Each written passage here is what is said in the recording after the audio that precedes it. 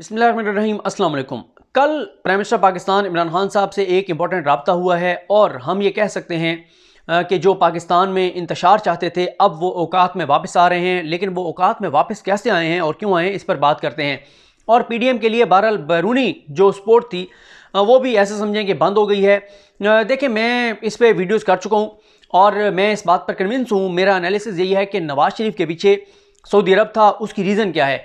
उसकी रीज़न यह है कि जब नवाज शरीफ यहाँ से बीमारी का मकर करके, ड्रामा करके, फ्रॉड करके बाहर गए, बाहर जाकर खामोश हो गए। मरियम भी खामोश थी, नवाज शरीफ भी खामोश थे और उसके बाद नवाज शरीफ को कोई अता पता नहीं था, कोई बयान नहीं था। पाकिस्तान में बड़ी बड़ी डेवलपमेंट्स हुई, बड़ी बड़ी चीज़ें हुई, यहाँ तक कि आज नवाज शरीफ जिस जनरल कमर जावेद बाजवा साहब को अपना दुश्मन नंबर 1 करार देते हैं, उसी जनरल कमर जावेद बाजवा साहब जो हैं उनकी एक्सटेंशन के लिए कानून साजी में नून लीग ने वोट भी डाला।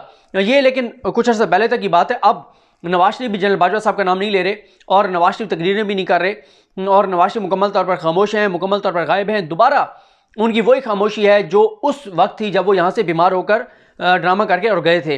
दरमियान में ये हुआ, दरमियान में तो नहीं, काफ़ी अर्से बाद ये हुआ जब नवाज शरीफ ने पहली तकरीर की थी। उससे कुछ अर्सा पहले ज़रा ये बताते हैं और नून लीग के अपने लोग यहाँ पर इस्लामाबाद में बताते फिर रहे थे कि नवाज शरीफ की सऊदी अरब के कुछ लोगों से इंपॉर्टेंट मुलाकात हुई है। सऊदी वली अहद ने अपना एक वफद भेजा है और उनसे नवाज शरीफ की मुलाकात हुई है। उसके बाद आपने देखा कि वो नवाज शरीफ जो यहाँ से गए किस तरह की तस्वीरें आई थी और कई बार अब आपको असबार हो गई होंगी ये बातें कि जिस तरह बताया गया था कि बस दुआ करें और टाइम ये सब का अल्लाह माफ़ करे पूरा हो चुका है, किसी वक्त भी कोई बुरी खबर आ जाएगी। और जब उन्होंने 20 सितंबर को पहली तकरीर की, जिस तरह वो गरज रहे थे, बरस रहे थे, तो वैसे तो एक इतनी मतलब उसके साथ जोश के साथ तो एक नौजवान शख्स नहीं तकरीर कर सकता जैसे मियाँ साहब, जिनके बारे में बताया जाता है कि उनको 17 बीमारियां हैं, 12 वो दवाइयाँ खाते हैं, प्लेटलेट्स उनके बिल्कुल नीचे गिर गए थे और बड़ी बुरी हालत थी और वो आपके सामने ही है वो सारी बातें। अब ये हुआ कि नवाज शरीफ ने उस वक्त क्यों वो शेर बन गए थे जो इंतहाई बुज़दिल हैं, जो यहाँ से फ़रार हो गए, पाकिस्तान वापस आने को तैयार नहीं है। उसकी वजह यही समझ आती है जो नून लीग वाले खुद यहाँ बताते फिर रहे थे शहर इक़्तिदार में कि सऊदी अरब का एक वफद मिला नवाज शरीफ से। और सऊदी अरब का क्या मसला था? सऊदी अरब का मसला पाकिस्तान के साथ ये था कि एक तो उनको ये था पाकिस्तान के साथ, वो ये चाहते थे कि पाकिस्तान इसराइल को तस्लीम करे और उसकी रीज़न ये है कि सऊदी जो हुक्मरान ख़ानदान है उनका ट्रंप के दामाद, ट्रंप की बेटी, इनके साथ बड़े रवाबित भी थे, तल्लुकात भी थे और ट्रंप के साथ बड़ी गुर्बत थी और ट्रंप ये चाहते थे कि मुसलमान ममालिक जो हैं वो ज़्यादा से ज़्यादा इसराइल को तस्लीम करें। आपने देखा कुछ ममालिक को सऊदी अरब ने तस्लीम करवाया भी सही और सऊदी अरब खुद भी तस्लीम करना चाहता था इसराइल को, लेकिन उनकी राह में सबसे बड़ी रुकावट यही थी कि पाकिस्तान तस्लीम नहीं कर रहा। अगर पाकिस्तान तस्लीम करता है तो बहुत से मुल्कों का रास्ता आसान हो जाता और वो भी तस्लीम कर लेते। पाकिस्तान ने बड़ा सख्त मौक़िफ़ अपनाया। इमरान खान साहब ने बड़ा दो टोक मौक़िफ़ अपनाया कि हम इसराइल को तस्लीम नहीं करेंगे। दूसरा जो मसला था पाकिस्तान का सऊदी अरब के साथ वो ये था कि पाकिस्तान ये कहता था कि सऊदी अरब और OIC जो है वो कश्मीर के मामले पर पाकिस्तान का साथ दे। इस हवाले से पाकिस्तान और सऊदी अरब के तल्लुकात में उस वक्त शदीद तलखी आई जब काशिफ अब्बासी साहब के प्रोग्राम में शाह महमूद कुरैशी साहब ने यह कहा कि क्योंकि इसका बैकग्राउंड भी मैं बता दूं, अभी मेरी ईसा नकवी साहब से बात हुई, उनसे मैंने भी कुछ डिटेल्स ली, मैंने उनकी वीडियोस भी सुनी।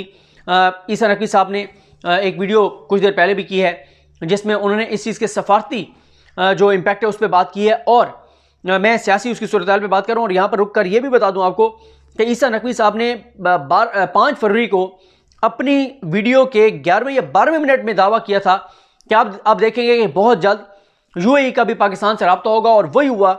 5 फरवरी की उनकी वीडियो के 12वें मिनट में जो दावा था या जो उनका एनालिसिस था, दावा तो नहीं कह सकते, एनालिसिस था उनका, वो एनालिसिस 34 से 36 घंटे में सच साबित हुआ जब UAE के वली अहद ने इमरान खान साहब को कॉल की। लेकिन दोबारा उस पर आते हैं कि 5 अगस्त आ रहा था, कश्मीर में जो 370 को ख़त्म किया, 35A को ख़त्म किया, उस हवाले से 1 साल मुकम्मल होने वाला था। पाकिस्तान ये चाहता था कि सऊदी अरब जो है वो OIC का यहाँ पर पाकिस्तान के अंदर एक इजलास रखवाए जो कि वज़ीर ख़ारिजा पर मुश्तमिल हो या कोई ना कोई OIC के प्लेटफॉर्म पर इस पर बात होनी चाहिए, मज़म्मत होनी चाहिए। लेकिन सऊदी अरब ये बात नहीं माना था क्योंकि सऊदी अरब की बहुत ज़्यादा कुर्बत है भारत के साथ। अब ये हुआ कि शाह महमूद कुरैशी ने काशिफ अब्बासी साहब के प्रोग्राम में कहा कि मैं तो इमरान खान साहब को कहूँगा कि अगर सऊदी अरब नहीं हमारी बात मानता, सऊदी अरब का तो नहीं का OIC नहीं मानता, तो हमें फिर किसी और ब्लॉक की तरफ जाना चाहिए, यानी मुसलमान मुल्कों के किसी और ब्लॉक की तरफ जाना चाहिए। उसके बाद क्या होता है कि एकदम सऊदी अरब बरहम हो जाता है। सऊदी अरब ने पाकिस्तान को जो एक डेफर पेमेंट पर ऑयल देने की का वादा किया था, उससे भी सऊदी अरब पीछे हट गया। जो उन्होंने पाकिस्तान को $2 अरब दिए हुए थे वो भी वापस मांग लिए, मेरे ख्याल यूएई ने भी वापस मांग लिए, और पाकिस्तान के लिए बड़ी चीज़ें डिस्टर्ब हो गई। यूएई ने पाकिस्तानियों पर के ऊपर पाबंदी लगा दी, वो जो वीज़ों वाला मसला आया था। सऊदी अरब ने भी धमकियाँ देनी शुरू कर दी कि जी हम सऊदी अरब में जो पाकिस्तानी हैं उनको निकाल देंगे। पाकिस्तान के लिए बहरहाल हालात बहुत जो है वो टफ हो गए। इस दौरान होता, इसकी वजह क्या थी? सऊदी अरब का ये था क्योंकि उन दिनों में तो सऊदी अरब बड़ा कंफर्टेबल था, ट्रंप एक चांस था कि ट्रंप दोबारा जीत जाएंगे, ट्रंप थे सदर। अब हुआ क्या, जैसे ही ट्रंप हारे, जो बाइडेन आए, उसके बाद नज़र आना शुरू हो गया। और मैं क्रेडिट दूंगा, बार बार क्रेडिट दूंगा ईसा नकवी साहब को। आप जाके उनकी वीडियो सुने, जिस दिन से जो बाइडेन जीते हैं उस दिन से ईसा नकवी बार बार कह रहे थे कि अब आप देखिएगा सऊदी अरब भी औकात में वापस आएगा, यूएई वाले भी औकात में वापस आएंगे, ये दोबारा पाकिस्तान से रब्ता करेंगे, ये पाकिस्तान के करीब होंगे। उसकी वजूहात थी क्योंकि ईसा नकवी साहब का इस सब्जेक्ट के ऊपर बहुत कमांड है, बहुत महारत है, और उनकी वीडियो में सुन के और हैरान रह जाता हूँ कि अल्लाह ताला ने उनको जो सलाहियत दी है इन अफेयर्स के ऊपर, वो कितना ज़बरदस्त बोलते हैं।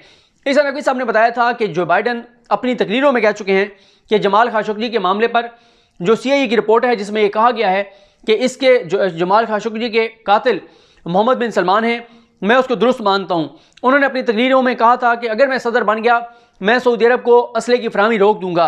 वही हुआ, जैसे ही जो बाइडेन सदर बने, जो बाइडेन ने जो यमन में जो फौजी इत्तेहाद है उसकी जो सपोर्ट कर रहा था अमेरिका, उस सपोर्ट को रोक दिया। साथ ही जो बाइडेन ने जो सऊदी अरब को असले की फराहमी थी, फ़रोख्त थी, उसको भी रोके, कहा कि हम इस पर नज़रसानी करेंगे। और F-35 जो देने थे यूएई को, मेरे ख्याल को $26 अरब की बता रहे थे ईसा नकवी साहब, जो डील थी या $23 अरब की डील थी, वो भी उन्होंने कहा कि इसको भी हम रिव्यू करेंगे। तो ये तमाम चीज़ें जो है वो उन्होंने रोक दी। और सबसे इंपॉर्टेंट ये है, उन्होंने कहा कि हम जो न्यूक्लियर डील थी ईरान के साथ उसके ऊपर भी बात करेंगे और उसको हम दोबारा जो है वो दोबारा बहाल करने की कोशिश करेंगे। अब जैसे ही ये चीज़ हुई तो सऊदी अरब के पाँव के नीचे से ज़मीन निकल गई। सऊदी अरब को एक तरफ तो यमन जो फौजी इत्तेहाद, उसको यमन के ख़िलाफ़ जो ये फौजी इत्तेहाद था उसकी सपोर्ट बंद, असले की फराहमी रोक दी, वो यूएई को जो लड़ाका तैयारे देने थे वो उस डील को रोक दिया, और बहुत सारी चीज़ें रोक दी। और जमाल खाशोगी के मामले पर उन्होंने कहा इनको हिसाब देना पड़ेगा।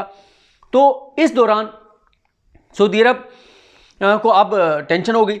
अब जो है वो ये खबर आई, क्योंकि फिर पाकिस्तान ने भी बिलाल अकबर साहब को सफ़ीर लगा दिया, वो भी एक बड़ी डेवलपमेंट थी। उसके बाद आप देखेंगे परसों ये खबर आई कि जो $2 अरब जो वापस लेने थे सऊदी अरब ने, अब उन्होंने कहा हम वापस नहीं लेंगे। और आज ये हुआ है, यानी कल ये हुआ है कि यूएई के वली अहद का प्राइम मिनिस्टर पाकिस्तान इमरान खान साहब को टेलीफोन आया है। अब ये मुल्क जो पहले जिनके जो सपोर्ट कर रहे थे PDM को, कि क्योंकि पाकिस्तान की हुकूमत के ख़िलाफ़ थे, और ये है पाकिस्तान में आपको पता ही है प्रॉक्सी कुछ मुल्क लड़ते हैं, और सबको पता है सऊदी अरब यहाँ पर फंडिंग करता है, ये तो सबको इस बात के इल्म है। अब ये हुआ कि आप ये भी देखें कि जिस दिन से जो बाइडेन जीते हैं उस दिन के बाद PDM का बयानिया भी आहिस्ता आहिस्ता नरम होता चला गया।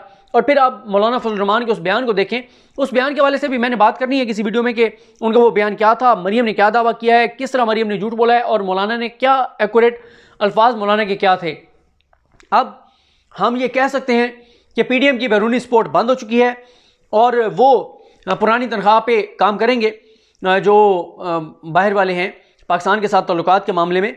और अब उनको ये टेंशन पड़ गई है कि अगर ईरान के साथ न्यूक्लियर डील होती है, ईरान फाइनेंशियली मजबूत होता है, ईरान के ऊपर जो पाबंदियाँ वो ख़त्म होती हैं, तो बहुत टेंशन है। वो कासिम सलमानी ने जो चीज़ें बनाई थी और तैयार की थी और वो सारा उनके मामला, तो सऊदी अरब को बहुत ही ज़्यादा परेशानी है। और सऊदी अरब को जितना मर्जी अपने पैसे का गरूर हो, लेकिन जब भी उन पर मुश्किल वक्त होता है तो फ़ौजी उनको पाकिस्तान के ही चाहिए होते हैं।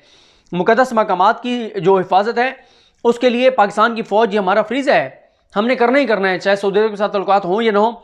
जब भी खाना काबा की हिफाजत की बात होगी, जब भी मदीना मुनव्वरा की और नबी करीम सल्लल्लाहु अलैहि वसल्लम के जो रोज़ा है उसकी हिफाजत की बात होगी, मुक़द्दस मकामात की बात होगी, वो पाकिस्तान ने करना ही करना है। सऊदी अरब को अब वो तो हमने करना है, साथ ही सऊदी अरब ये भी चाहता है कि अगर सऊदी अरब को और कोई इंटरनल कोई मुश्किलात हों, ख़तरात हों, इंटरनल एक्सटर्नल, तो उसमें भी पाकिस्तान उसको सपोर्ट करे।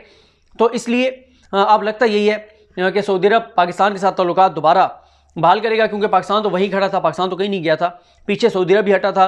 सऊदी अरब ने यह काम किया था, जो नून लीग वाले बताते फिर रहे हैं कि सऊदी अरब का वफद मिला नवाज शरीफ से और उसके बाद नवाज शरीफ शेर बन गए थे। जो बाइडन के आने के बाद नवाज शरीफ खामोश हैं, सऊदी अरब की अपनी जान पे बनी हुई है, जो बाइडन ऐलानात कर रहे हैं, पीडीएम पीछे हट रही है। तो ये अब आप देखेंगे बैरूनी जो नेक्सस है इनका, जो इनका तल्लुक था, वो इस्टेब्लिश हो रहा है। तो देखते हैं बहरहाल हालात और मामलात किस तरफ जाते हैं। मुझे अपनी दुआ में याद रखें। अल्लाह करीम हम सब का हामी नासर हो। अल्लाह हाफ़िज़।